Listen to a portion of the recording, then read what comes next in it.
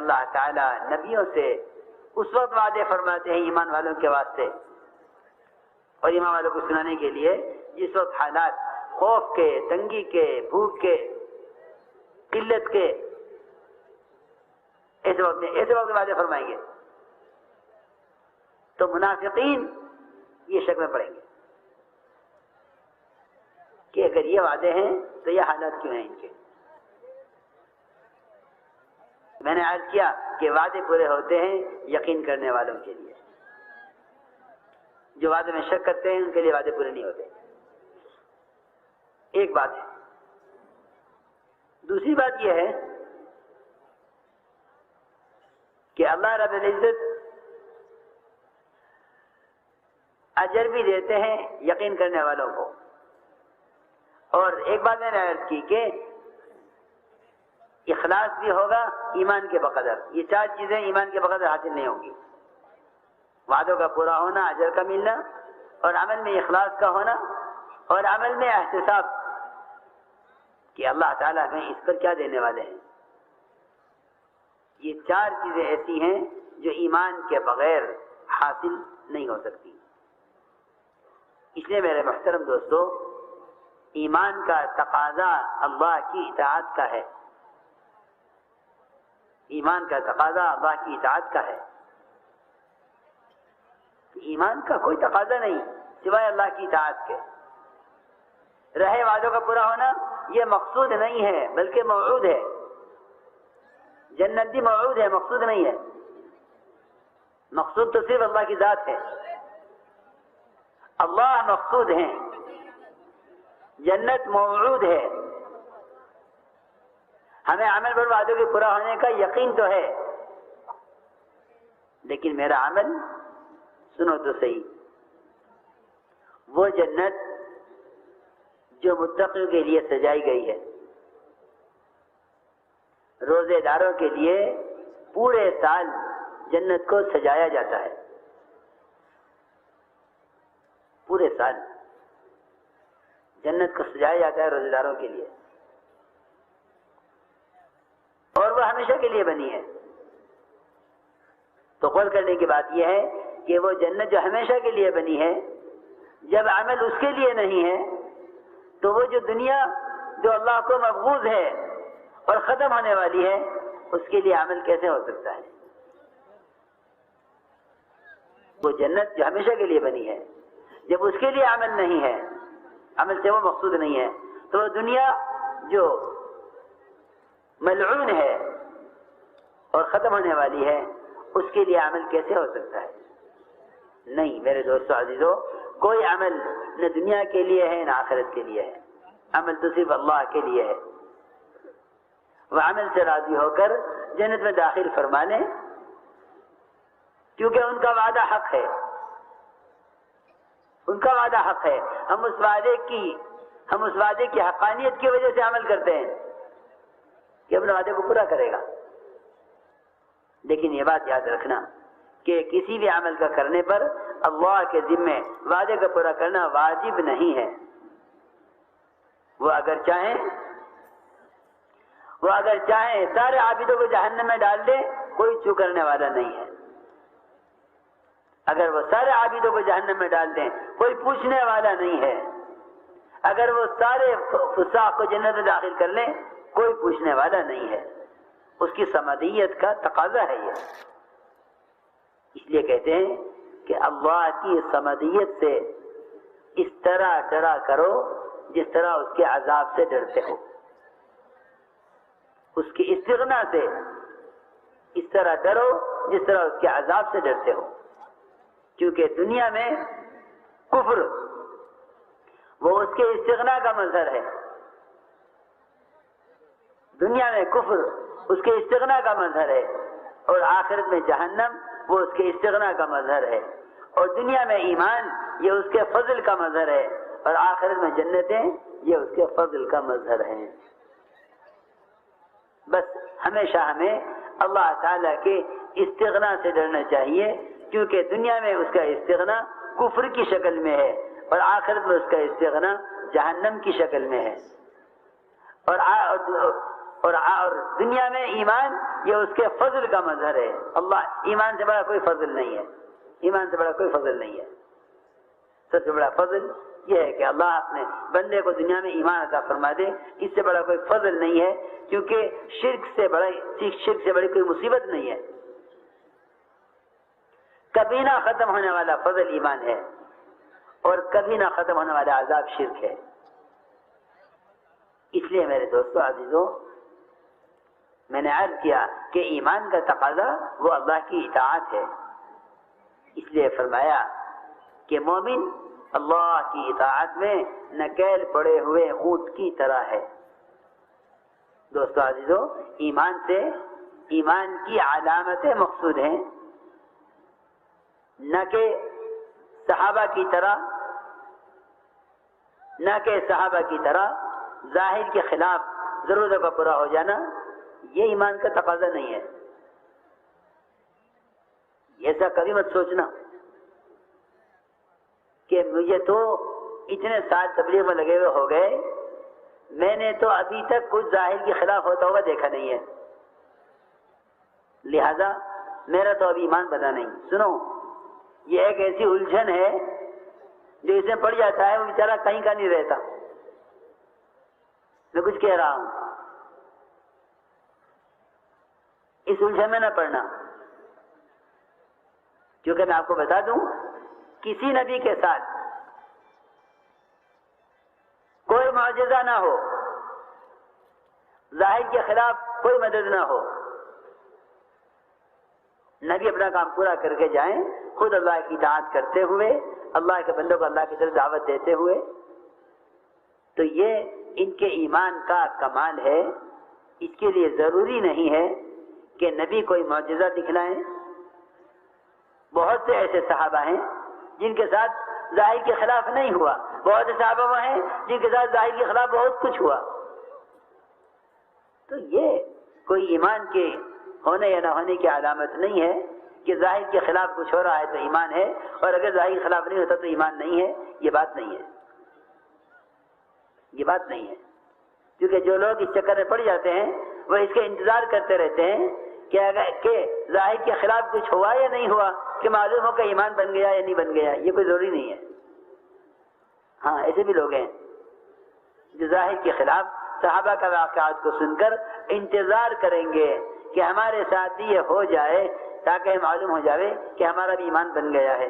جب تک ایسا نہ ہو اس وقت تک کہتے ہیں کہ ابھی ایمان نہیں بنا. یہ بات نہیں ہے، یہ بات نہیں ہے. اس چکر میں نہ پڑنا ورنہ پریشان ہو جاؤ گے. کیونکہ میں کچھ کہہ رہا ہوں کہ ظاہر کے خلاف ہونا یہ ایمان کا تقاضا نہیں ہے. اخلاص کے ساتھ اللہ کا حکم پورا ہونا یہ ایمان کا تقاضا ہے. یہ ہے بات.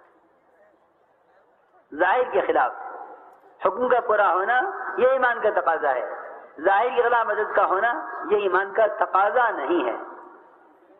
یہ ایمان کا تقاضا نہیں ہے. اگر کوئی مسلمان اللہ کی ایسی عبادت کرے کہ اس کا حق ادا کر دے، اور زندگی بھر کی عبادت کے بعد اس سے کوئی کرامت ظاہر نہ ہو، اس کے مسلح کی نیت سے شکر کی پڑیا نہ نکلے، اس کو چوہے صحابہ کی طرح درہم اور دینار لا کر نہ دیں، اگر یہ خیال آ جائے کہ اتنی نمازیں پڑھی، اتنا یقین سیکھا، تو یہ تو ہوا ہی نہیں. وہ تو اس وقت پتہ چلے گا جب آدھا گلاس پانی جو پیاس کو بجھا نہ سکے اس پر پوری زندگی کی نیکیاں ایسی چلی جائیں گی کہ یہ نیکیوں سے خالی ہو کر رہ جائے گا. تب اس کو پتہ چلے گا کہ اگر میں دنیا میں اس عمل کا بدلہ مانگتا تو یہ آدھا گلاس پانی کا بھی حشر میں نہ ملتا. یہ تھی بات. انتہائی ناسمجھ اور بے عقل ہے وہ شخص جو اللہ کی اطاعت اور عبادت اس بنیاد پر کرے کہ میرے ساتھ کچھ ظاہر کے خلاف ہو جائے. نہیں، اللہ کی اطاعت کرو اس کے استحقاق کے لیے کہ اس کا حق ہے. وہ اگر مجھے کچھ بھی نہ دے مجھے کھانے کو نہ دے، پینے کو نہ دے، اور میں زندگی بھر سجدے میں گزار دوں، یہ اللہ کا حق ہے۔ اللہ کے ذمہ واجب نہیں ہے کہ وہ آپ کو کھلائے پلائے پالے، یہ اس کے ذمہ واجب نہیں ہے۔ اس لیے بہت سے لوگ اس الجھن میں پڑے ہوئے ہیں کہ کہتے تھے کہ ایمان سے یہ ہوگا، یہ تو ہوا نہیں، لہذا ایمان نہیں۔ ایمان کا تقاضا اللہ کی اطاعت ہے۔ اس لیے فرمایا کہ مومن اللہ کی اطاعت میں نکیل پڑے ہوئے اونٹ کی طرح ہے، کہ اس کی کوئی چاہت نہیں ہے۔ اونٹ کی کیا چاہت ہے؟ اونٹ کی کیا چاہت ہے کہ نکل پڑی ہوئی ہے؟ اس کی کوئی چاہت نہیں ہے۔ اس کو تو استعمال کیا جاتا ہے اور ہر طرح سے رگڑا جاتا ہے، اس کی کوئی چاہت نہیں ہے۔ اس لیے فرمایا، اس حدیث کا مطلب یہی تھا کہ مومن اللہ کی اطاعت میں نکیل پڑے ہوئے اونٹ کی طرح ہے۔ انقادہ چلایا گیا چلے گا، اور اگر اس کو گرم چٹان میں بٹھا دیا گیا تو یہ نہیں کہتا یہ میرے بیٹھنے کی جگہ نہیں ہے، بیٹھ جائے گا۔ وَإِنِّي خَالَى صَخْرَةٍ اسْتَنَاقَ، کہ اگر گرم چٹان میں بٹھا دیا جاوے تو بیٹھ جاوے، تو تھوڑی مالک سے کہے گا کہ یہ گرم ہے، میرے بیٹھنے کی جگہ نہیں ہے۔ ہاں، یہ ہے مومن۔ اس لیے میں نے عرض کیا کہ ایمان سے اللہ کی اطاعت مطلوب ہے، اس لیے اطاعت پر لانا ہے اپنے آپ کو اطاعت پر لانا ہے۔ یہ ہے مطالبہ ایمان سے۔ اطاعت پر لانے کا کیا مطلب ہے؟ اطاعت کا مطلب یہ ہے کہ مسلمان کی ظاہری حیثیت سے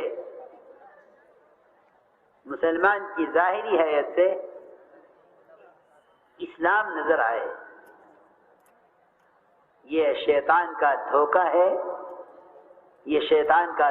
ہے کہ میاں کسی کے لباس کو، کسی کی شکل کو مت دیکھنا، دل کی جگہ، ایمان کی جگہ دل ہے، خبر نہیں کس کا دل کتنا صاف ہے اور کس کا اللہ کے ساتھ کیسا تعلق ہے، اس لیے ظاہر کو مت دیکھنا۔ یہ شیطان کا دھوکہ ہے۔ حضرت عمر کی بات اس کے خلاف ہے۔ حضرت عمر یہ فرماتے ہیں کہ ہم تو معاملہ کریں گے اس کے ظاہر کے اعتبار سے، اس کے دل میں کیا ہے کہ دل کا حال اللہ جانے، ہم دل کا حال نہیں جانتے، ہم معاملہ کریں گے ظاہر کے اعتبار سے۔ اس لیے اسلام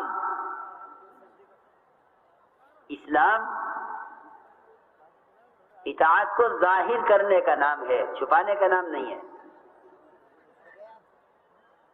یہ ایک غلط فہمی پیدا ہو گئی ہے کہ آپ جس شکل کے، جس لباس کے، جس حالت کے بن کر رہو، اس سے کچھ نہیں ہوتا۔ اصل تو ایمان کی جگہ دل ہے۔ یہ شیطان کا دھوکہ ہے اور ایک ایسا خوبصورت بہانہ ہے جس سے آدمی کو راہ مل جاتی ہے غیروں کے طریقوں پر چلنے کی، کہ میاں ظاہر کو مت دیکھو، ان کا دل بہت صاف ہے۔ خدا کی قسم، اگر دل صاف ہوتا، غیروں کے تعلق سے اور غیروں کی محبت سے اگر اس کا دل صاف ہوتا تو یہ ظاہر میں متبع سنت ہوتا۔ یہ نہیں ہو سکتا کہ اس کے دل میں ایمان ہو۔ کیوں؟ اس لیے کہ ایمان کی حقیقت ہی اللہ کے رسول کی محبت کا ان کے ماں سوا پر غالب آنا، ایمان کا تقاضا ہی یہی ہے۔ یہ تو قرآن حدیث نے صاف کہہ دیا کہ تم میں کوئی مومن ہو نہیں سکتا،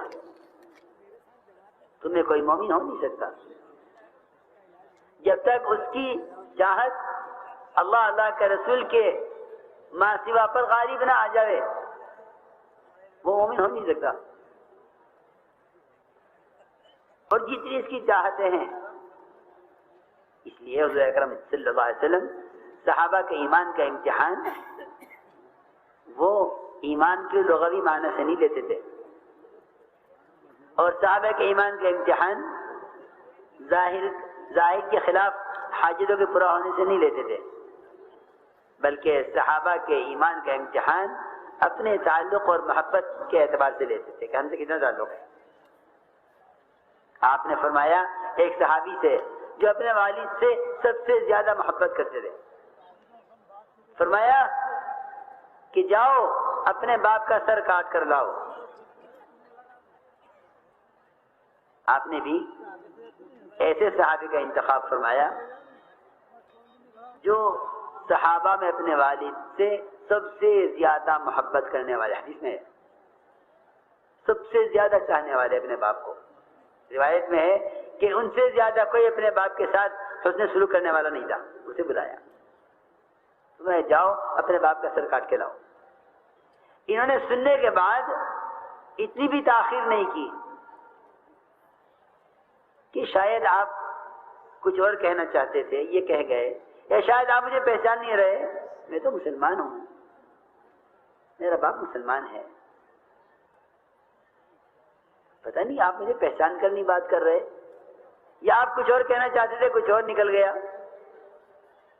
صحابی نے توقف نہیں کیا، آپ کے دوبارہ کہنے کا انتظار نہیں کیا. آپ کی طرف کسی شک یا کسی بات کی وضاحت کے لیے آپ کی طرف نہیں دیکھا، بلکہ بات کے سنتے ہی فوراً دوڑے. فرمایا کہاں جا رہے ہو؟ عرض کیا باپ کا سر کاٹنے کے لیے جا رہا ہوں کیونکہ آپ کا حکم ہے. ہاں، یہ تھا اللہ کے رسول پر جان دینا. حضرت ابوبکر سے کہا ان کے بیٹے عبد الرحمن کہ ابا جی کئی موقع ایسے ہوئے جنگ میں کہ آپ میرے سامنے آئے، لیکن میں نے باپ سمجھ کے چھوڑ دیا. وہ ابھی تک اسلام نہیں لائے تھے، میں نے باپ سمجھ کے چھوڑ دیا. حضرت ابوبکر نے فرمایا بیٹے تم نے باپ سمجھ کے چھوڑ دیا، میں خدا کی قسم کھا کر کہتا ہوں اگر تم سامنے آ جاتے تو میں تمہیں بیٹا سمجھ کر نہ چھوڑتا. آپ کہتے ہیں نہیں، رواج کا تقاضا یہ ہے، میرے پڑوسی یہ کہہ رہا ہے، میرے دو صحابہ بھی یہ کہہ رہے ہیں، میں کیا کروں؟ میں اس لیے عرض کر رہا ہوں کہ اسلام ایمان اس کا نام نہیں ہے کہ آپ کی آئی ڈی مسلمان کی بنی ہوئی ہے. نہیں، مسلمان بن کے دکھلاؤ. کیوں کہ جب دین کا داعی ہوگا وہ اپنے آپ کو مسلمان کہے گا. کہنے کا مطلب یہ نہیں ہے کہ وہ مسلمان ہونے کا ثبوت دے گا، بلکہ وہ اتباع سنت سے اپنے آپ کو مسلمان ظاہر کرے گا. یہ ہے پوری آیت کہ جو دعوت اور عمل کو جمع رکھے گا وہ کہے گا اننی من المسلمین. یہ آیت قرآن کے آگے ترجمہ ہے. ہاں، اس لیے میں نے وضاحت کر دی ہے کہ یہ ایک بہت بڑا دھوکہ لگا ہوا ہے اچھے پڑھے لکھوں کو کہ آپ کیا کہہ رہے ہیں کہ ایمان کی جگہ تو دل ہے. آپ اس لیے ظاہر کو مت دیکھیے کہ یہ تو خدا کی قسم ہو ہی نہیں سکتا کہ دل میں ایمان ہو اور اتباع سنت نہ ہو. ممکن ہی نہیں ہے، ممکن ہی نہیں ہے. کیونکہ فرائض صرف اسلام کا نام، کہ اسلام صرف فرائض کا نام نہیں ہے. اسلام صرف فرائض کا نام نہیں ہے کہ فرائض ادا کرتے ہیں. فرائض سے اسلام کی بنیادیں ہیں، معاملات، اخلاق اور معاشرہ، یہ ہے اسلام کی عمارت. یہ بنیاد ہے. اس بنیاد کے بغیر یہ معاشرہ، معاملات، عبادات قائم نہیں ہوں گے. یہ معاشرہ